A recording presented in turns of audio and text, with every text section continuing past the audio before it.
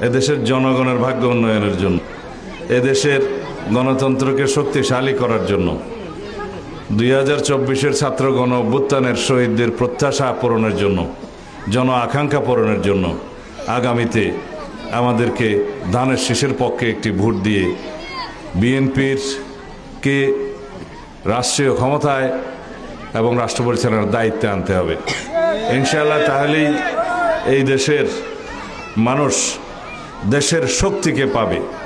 BNP এই দেশের মানুষের, গণমানুষের রাজনৈতিক দল।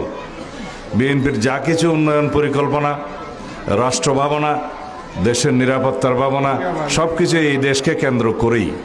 সুতরাং আমরা যারা ধানের শীষের প্রতীকে নির্বাচন করছি, আমাদের দেশবাসীকে অনুরোধ করব ইনশাআল্লাহ ধানের শীষের প্রতীকে ভোট দিয়ে বিএনপির প্রার্থীকে সমস্ত জায়গায় সারা দেশে আপনারা জয়যুক্ত করুন।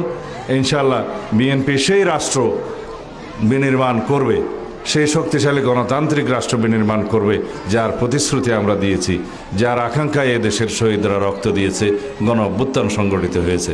খোদা হাফিজ। বাংলাদেশ জিন্দাবাদ।